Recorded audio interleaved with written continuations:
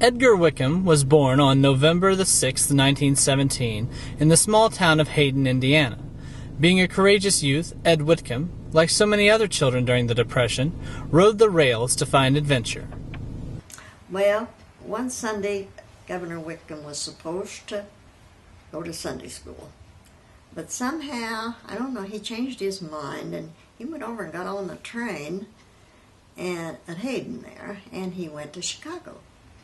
And then he jumped another train, and he went to Boston.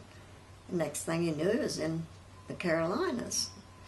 And he got arrested, put in jail, so his mother sent some money for him to come home, and he got home. She said, "My, that was a long trip to Sunday school."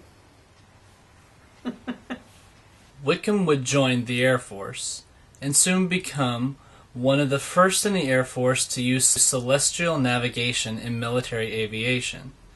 This would come in handy many times for Whitcomb over the span of his life. In November 1941, Whitcomb would fly overseas and be stationed in the Philippines. Starting out, flying out over the Golden Gate and out of San Francisco, and what at that time was the largest mass movement of aircraft in history. And then getting there and getting situated just barely, because this was in November of 1941. And then, of course, Pearl Harbor on December the 7th, and because of the time difference there, basically the same day, Clark Field's hit too. They're basically living in the jungles of Bataan for several months and trying to just stay away from the Japanese, but of course the Japanese overrun the island.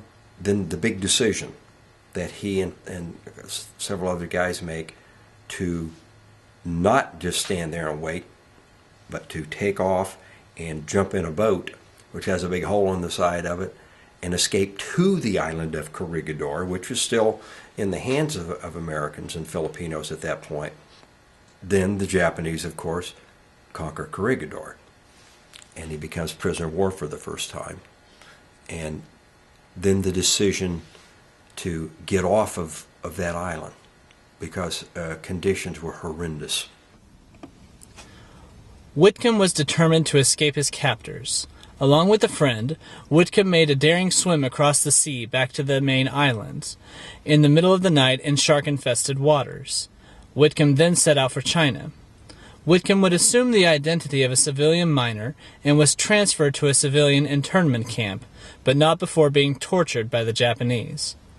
Whitcomb arranged to be transferred from the internment camp to China, where he worked with locals sympathetic to the United States and arranged to be returned to the United States. 1942, his mother got the first notice that he was missing in action. Again, in August of 43, she got another one, was still missing in action. Hadn't heard from him. And then when he finally gets back to the States, and they won't let him call because of the way he got back. And then when he finally gets to do that and making that call and describing that call, calling his mother, that's pretty emotional, really. Whitcomb would not only request to continue fighting in the war after his ordeal, but petitioned to go back to the Philippines and fly missions over Formosa as originally ordered. His request was finally granted. When the war ended, Whitcomb would return to Indiana and obtain a law degree from Indiana University. Whitcomb opened a law practice in Seymour and would mount a run for Secretary of State. In 1968, Edgar Whitcomb would be elected governor of the state of Indiana. We promoted him, and there was a big company in Indianapolis that did all of his printing, for his campaign, and they had a full-page picture of him in full color. But anyway, they let me have it. We brought her back, and I overlaid Whitcomb for governor. And you can imagine running a full page in color of Ed Whitcomb. Well, I thought that was wonderful, that such a little town as Hayden could have the governor. It was just nice to feel like you knew the governor. I mean, just it was personal to know the governor. Ed was a super nice person.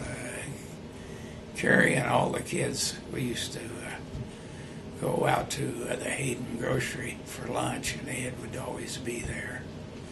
And he always had a chicken salad sandwich. He'd sit with us and talk, and he was just as calm as all get out. What's really fascinating to me is here in our museum you can walk in and you can see a picture of him with General Jimmy Doolittle, who led the raid over Tokyo. And then you can look over a few pictures over and you're going to see him with Charles Lindbergh, first man to fly solo across the Atlantic. And then on down a couple more pictures, there he is with Neil Armstrong, first man to step on the moon. So the range of people that he got to meet in his lifetime is just fascinating. In his book, he tells about flying on the president's plane with Eleanor Roosevelt, and then she writing about him in her weekly column in all the papers in the country. At the time, the governor of Indiana was limited to one term. Whitcomb returned to his law practice, and after a divorce from his wife, Whitcomb decided to take on another great adventure. While in his 70s, Whitcomb would set out on a 10-year adventure to sail around the world largely by himself. Whitcomb purchased his boat in the Greek islands and started sailing across the Atlantic, trying to follow the same path as Christopher Columbus. When his trip was over, Whitcomb hoped to display the boat at the Hayden Museum, but sadly, this was not meant to be. Basically was back in the Red Sea, off with Gulf of Suez there, when he hit a reef, sunk the boat, and the Egyptian officials would not let him get the boat. And now, let's follow the path that Edgar Whitcomb used to sail around the world.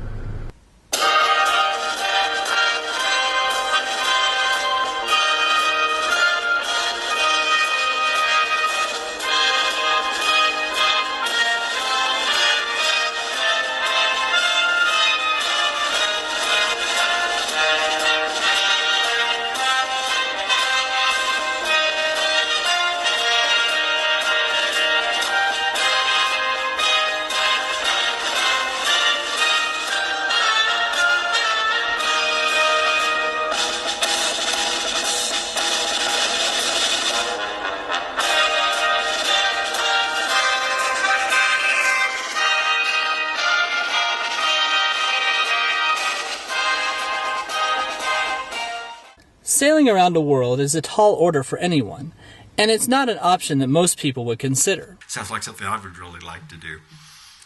No, not me. He couldn't have got me to go with him. Well, hell, he tried to get me to go to Barbuda and get on the boat, and we'd take it to Hawaii, but I told him that I wasn't an able-bodied seaman, and I was an Airedale in the Navy and knew nothing about navigation. Edgar Whitcomb has led a life of great valor, courage, and determination. After becoming a celebrated war hero, governor of the state of Indiana, and sailing solo around the globe, Whitcomb has never forgotten his Hayden roots.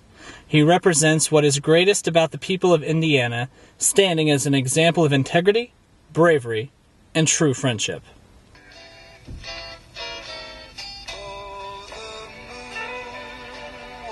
Shining bright along the waterways.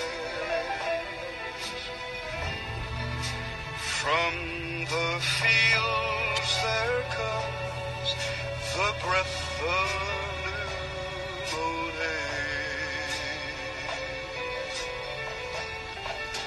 Through the sycamore,